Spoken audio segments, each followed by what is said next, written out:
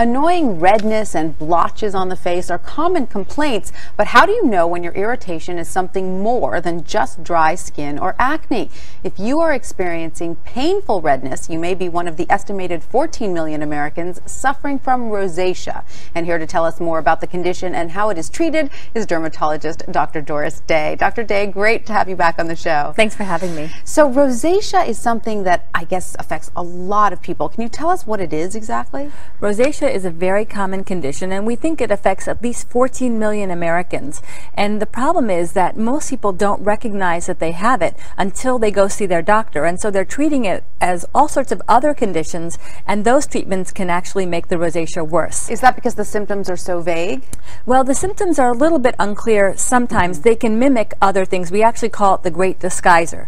You can see several different things. Sometimes you can have just simple redness and broken blood vessels. That's one type. Men tend to get a prominent nose, something we call rhinophyma, a bumpy, bulbous nose. Rosacea can also affect the eyes, and that's called ocular rosacea. You have a gritty feeling in the eyes or lots of styes.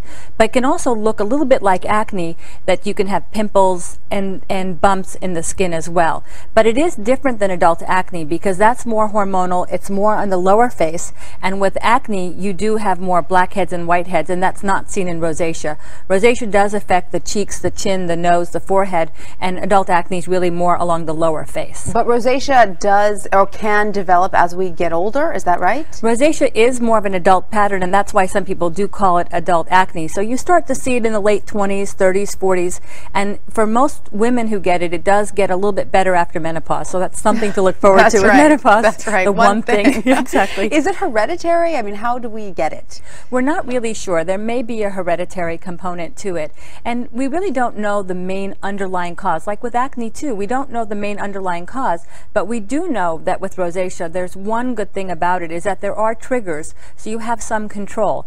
And the triggers are pretty clear. So we know alcohol is the biggest trigger for rosacea. Stress is a very big trigger, and obviously you can't not stress at all because, you know, in life, if you're living it properly, there are going to be stressors. Of course. But you can manage your stress better, and if your rosacea is flaring quite often, you have to think about what your triggers are, and if stress is one of them, you have to look for ways to manage that stress. Absolutely. Extremes in temperature can also be a very big trigger. So in the winter, when it's cold and windy outside and you have that blast of dry, hot air when you go in, that can be a trigger. You also have to think about foods, and people tend to have their own personal triggers. Spicy foods tends to be a very big trigger for most people, but you have to think condiments and small things. It could be vinegar, soy sauce, wasabi, little things, not necessarily the main dish itself.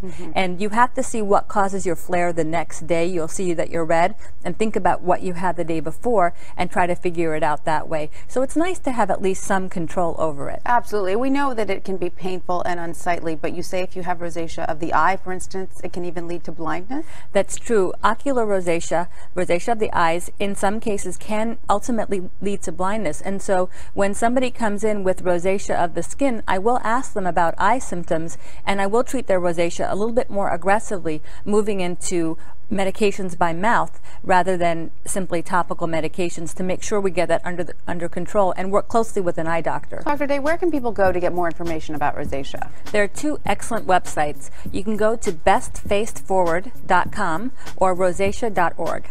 All right, Dr. Doris Day, thank you so much for all this great information, and for more health and wellness news, be sure to check out the health page at abcnews.com. ABC News Now. Good to know.